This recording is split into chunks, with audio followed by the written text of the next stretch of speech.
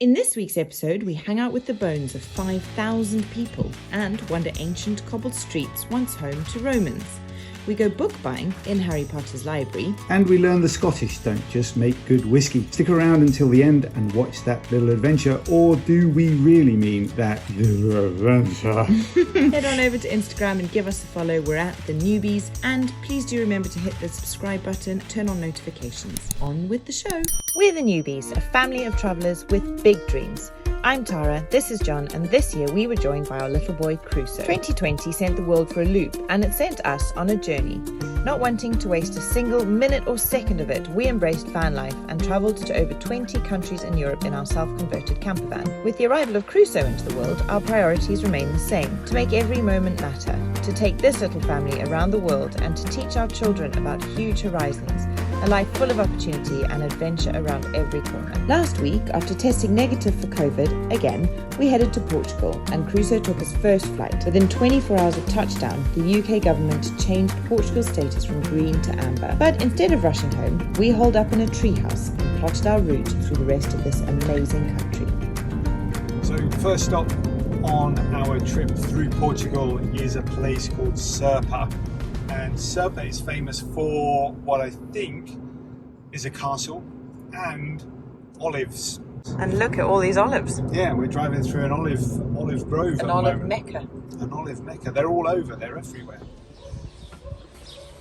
So this is Serpa, and it looks like there's all sorts of cool things to see here. So we're in search of a really old castle and an amazing aqueduct, which we just saw as we were driving in. Let's go have a look, shall we? We've got to get our masks on first. Oh, really? I think so.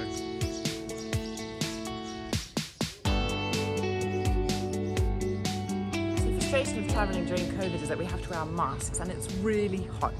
So we're going to try and see if we can do what everyone else seems to be doing, which is not wear them. There's a car coming. We're going to put them on when we walk past people, but otherwise just keep them off. So Serpa is an old walled city, and this is one of the gates that goes through the old walls. This is the Porto de Beja, and this is the most impressive, with the two big towers and the aqueduct attached to it. Lots of swallows flying around. Loads of swallows, isn't it lovely?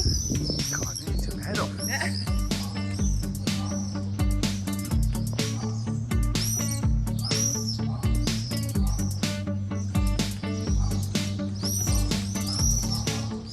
Serpa had been recommended to us by a good friend called Carla, who's Portuguese. In fact, a lot of this week's episode is down to Carla and her help in guiding us to some extraordinary places that are slightly off the beaten track that we'd never have uncovered without her.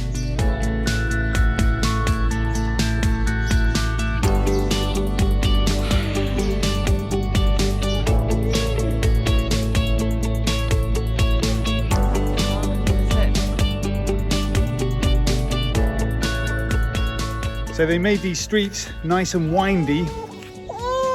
Crusoe wants some food. They made these streets nice and windy so that people, when they came here to attack, would get lost.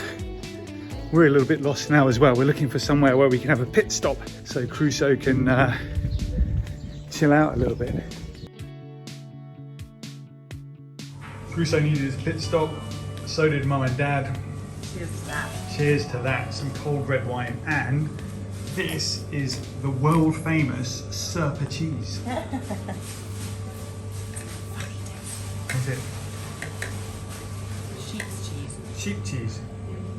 Tastes like sheep's. Does it?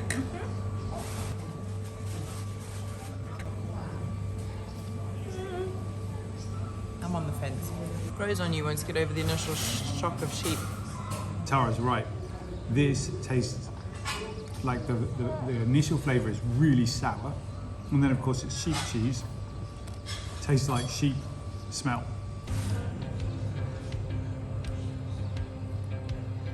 After enjoying a very meat-heavy lunch, it was time to head on to Evora, just a short drive north.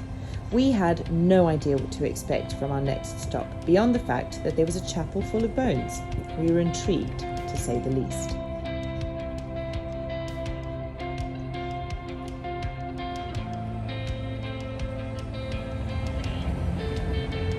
So dropped off Crusoe and Tara about 5 minutes ago in the middle of Evora. We can't drive the car into Evora. It's all residents only and streets are super narrow. So I found this nice parking spot on the outskirts of town right next to the ancient walls of Evora. It's free parking by the looks of things anyway. It's a bit dusty, but it's only a couple of 100 meters away from where we've got our Airbnb.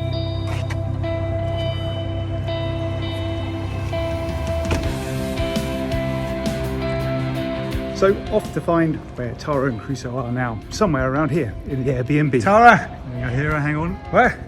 Yeah. Hello. You made it. That's all right, isn't it? Yeah, check this little place. Small, functional, and in a great location. So I think we'll be doing well. We are off to explore Evora. Evora. Evora. I don't know how to say it. I think that maybe sounds a bit Spanish. I think first on the list, and a place that spiked my interest, is the Church of Bones. It's full of human skulls, apparently. Great place to go and visit. Crusoe's going to love it. Yeah. See what there is to see. Let's go and have a look, see what there is to see. I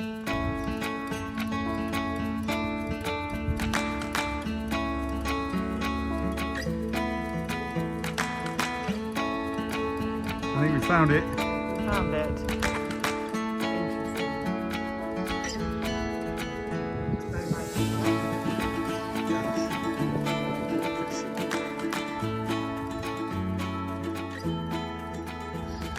So the Chapel of the Bones is a 16th century chapel, and the bones are monks. They are skulls and bones of monks that used to be here. So let's go and have a look. That's all right. €5 entrance fee. Yeah, We could do that, can't we? we can Well, definitely darling, but pay over 65s is €3.50, so you'll be all right. Okay, we've got the tickets. First on the agenda is to go and look at the bones, I think. Nice. Bless you. The sign over the door there, that means we bones that lie here await yours. Something like that. Anyway, Quite poignant, isn't it? sarcastic, I don't know that it's sarcastic. kind of fun, Fun. like fun and witty. What? I mean, talking about recycling. The Chapel of Bones in Evora was built in the 17th century by 3 Franciscan friars who wanted to convey the temporariness and fragility of human life. The skulls and bones of 5,000 people whose graves were exhumed from the church graveyard and other cemeteries in Evora decorate the walls. It's slightly macabre, yet strangely beautiful, and is a must-see on any visit to Evora.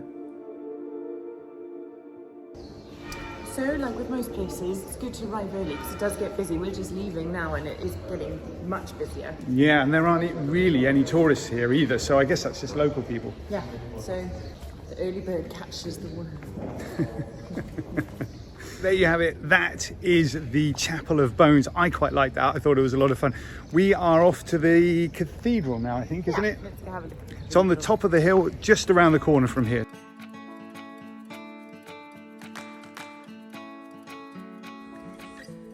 Evora holds World Heritage status thanks to the fact that it's the best example of a city from the golden age of Portugal, after Lisbon was partly destroyed in an earthquake in 1755. We loved wandering the winding cobbled streets and marvelling at the preserved history along them. It's so worth a visit, and we stayed in an amazingly located little Airbnb, the link to which is below if you're ever in the area.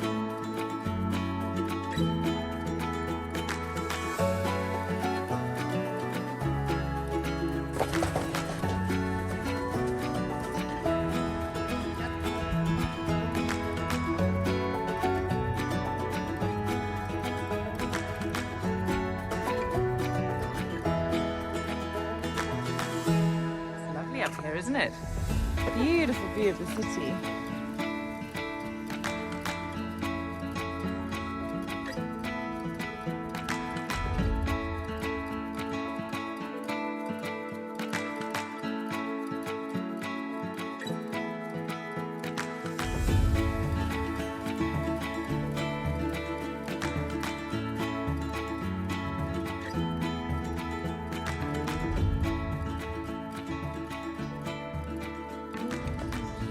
like we were at the Acropolis. So this is the temple to Diana, although there is no evidence that this was ever dedicated to that particular Roman goddess.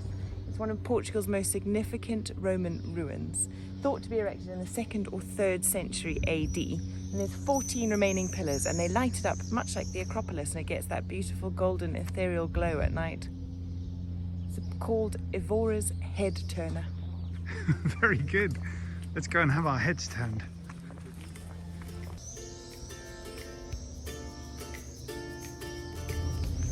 Man, I really like Portugal, love, and I'm not sure that the time that we've got is going to be enough as it is. Well, it's a good job that the UK put us on the amber list then, Isn't it? Let's not go home. Let's not go home. Perfect. Consider it done. Consider it done.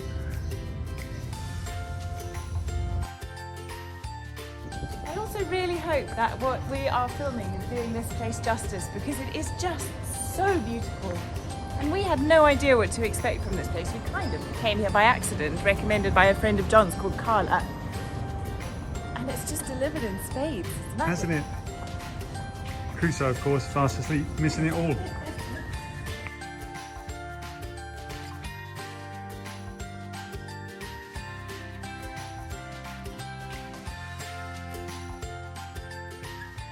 The aqueduct in Evora they started building it in 1532, which is amazing.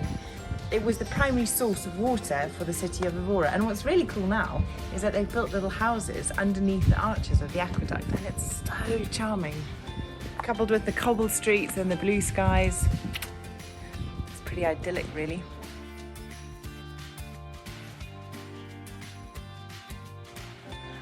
I love that Evora basically oozes over the edge of the old town into the newer part of town.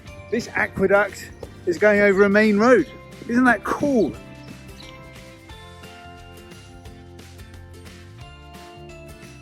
Let's go find a patch of grass and a glass of wine, shall we? That sounds like a great idea.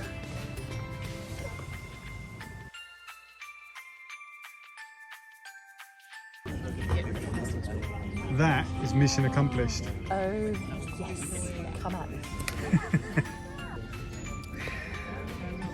Yep. That'll do, won't it? For the rest of the day.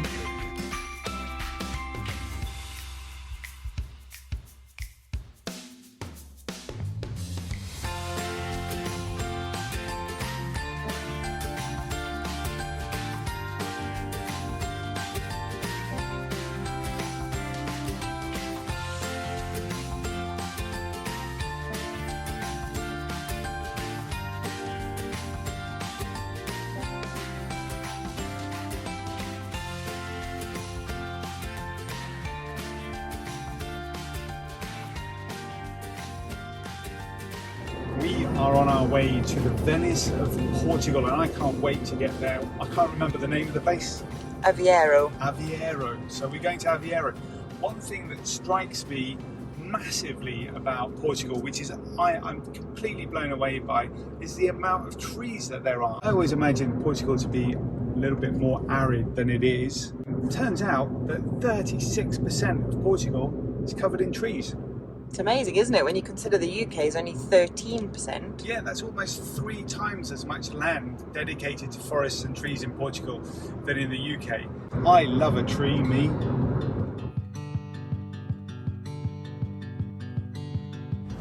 Don't know if you can see, behind us is a gondola. Yeah, we've arrived in the Venice of Portugal. I keep calling it the Venice of Italy.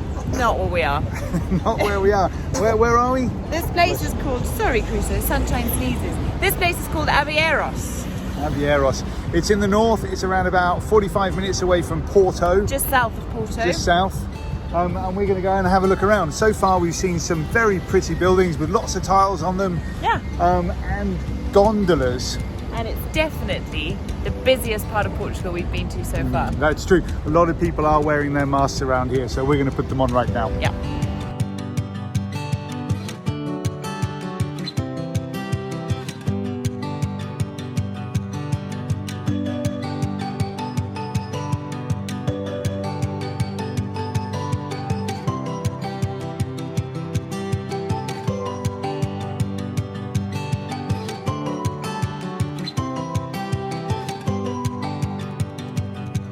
We made it to Porto at last. This is the last stop on our northbound adventure of Portugal. Yep, after this we spin around. We were only going to be here for one night, but we've decided to do two because actually it looks like there's lots to see and lots to do, so that's quite exciting. Quite right, just over on the other side of the river, that's where the port tasting's happening. I'm not sure, maybe we do that tomorrow. I think it's tomorrow's job.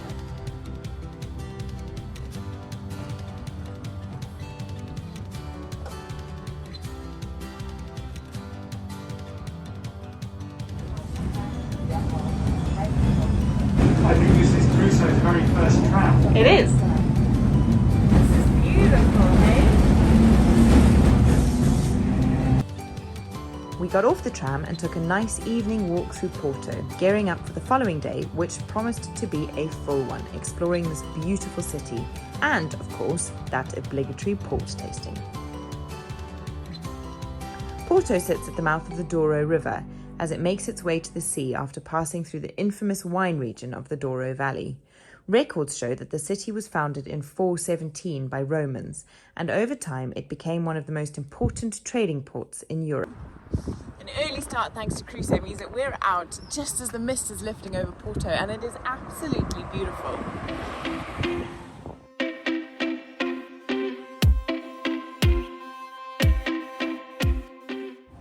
What's the plan for the day?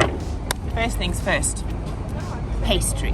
Pastry? Yes. Okay. So Portugal has got these really delicious flaky custard tarts. The best place to get them in Porto is an 8-minute walk from here. Second breakfast. Hello, my little lad.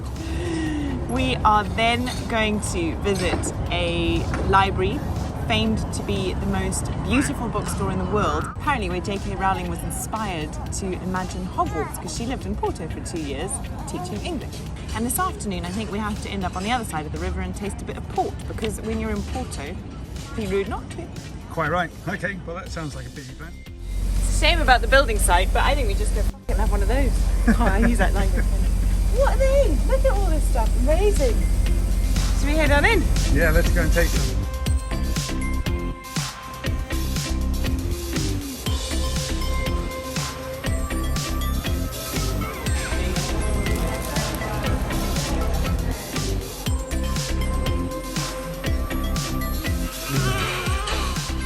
Good?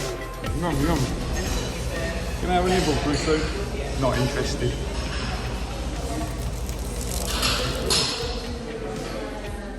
I have a feeling we're going to eat hundreds of these while we're here. Next on the list is a bookshop. Bookshop, the world's most beautiful bookshop. The world's most beautiful bookshop. So it's around about 20-minute walk from here, right? I think that, maybe 15. 15, 20 minutes. Off we go. Here we go.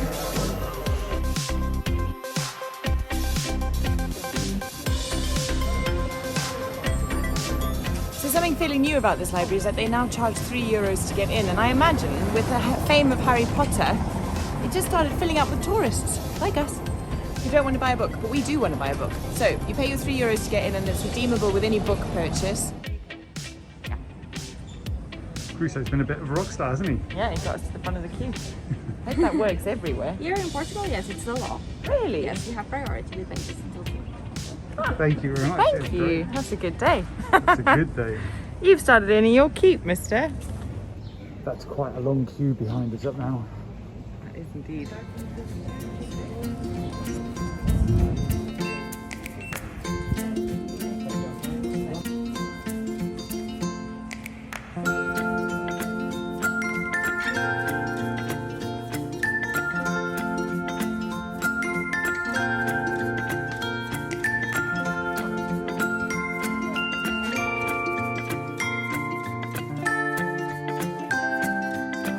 Isn't it magnificent? What a cool place.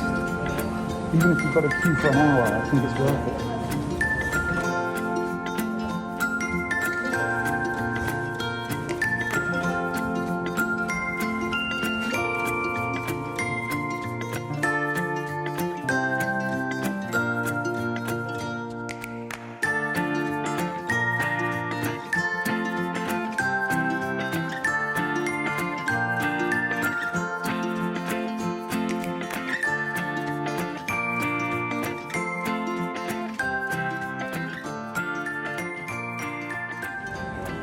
What are we going for?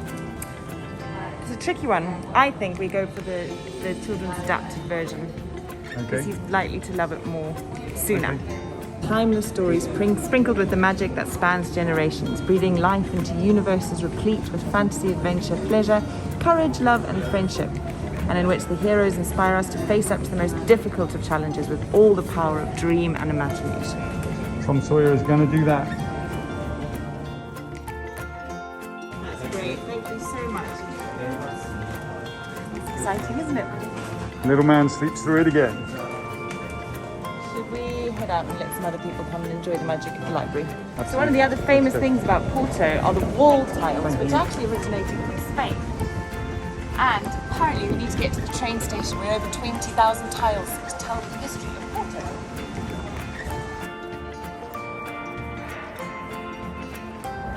It is so noisy every time we pull out the camera to film anything or do anything. Something happens to stop it. Remarkable. There's only one good antidote for all of that noise. I need a glass of port. Cross the bridge Into Portland. into Portland. Let's go. Let's go.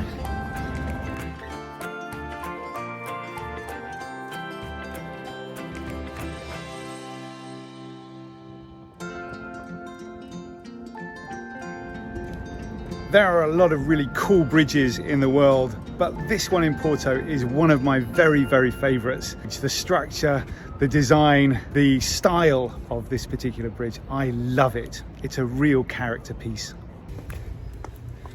We have properly stepped into the heart of Portland now. So nice and quiet. It is. Foremost.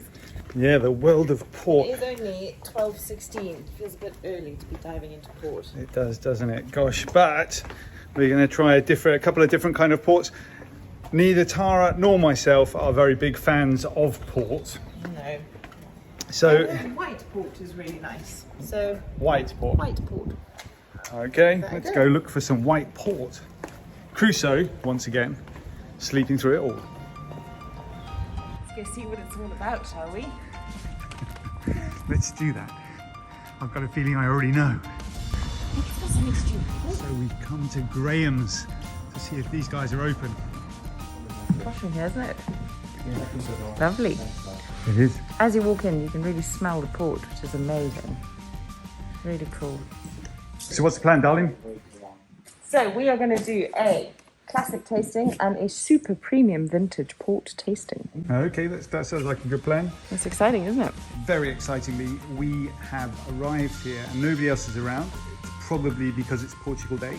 Very exciting. Yep. And we've decided to taste some of the premium port, which is unexpected, but will be very interesting indeed. Crusoe is not going to sleep through this one. No, That's for sure. he's decided he's wide awake. He says if it's good enough for the Queen, it's good enough for me. And also you're going to be introduced to the family that is behind Graham's, as well as other port wine houses that I'll tell you about later. So for now, please everyone, follow me inside. Graham's is one of the larger port makers, owning several other brands of port. Amazingly, it's still family owned. We could feel the enthusiasm from Manuel, our guide, when we walked through the door. His knowledge and obvious personal interest in port really helped us understand a little more about a tipple neither of us had previously particularly seeked out. After a fascinating 45-minute tour of Graham's, it was time to taste the magic, and Manuel ensured that we knew all about what we were drinking and how best to enjoy it. Yum, yum. Vintage is a wine from a single harvest. Near perfect. In fact, the vintage of the Aveiro is located in natural forest. Have a look at this, my darling. How exciting. Oh, this looks yummy, doesn't it? It does. You see first the color of the wine, then you feel its aroma, and finally you taste it yourself with your palate.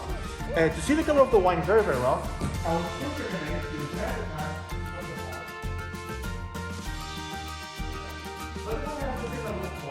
Let's say think of them like the skin.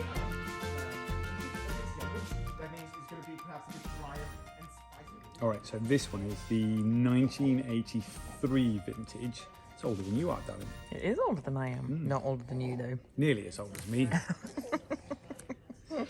We better drink this one first because this one's the oldest, probably the most expensive because of that. And after all the rest of those, I ain't going to care what that tastes like, so we'll do it first, eh? Normally save the best to last, but can't do it this way. That would be an error. Oh, wow. I don't really like port, but I'll drink that. For sure. You taste it. Yeah, Then you've got to stir it around. yeah. It is really different. Is it? Yeah, yeah.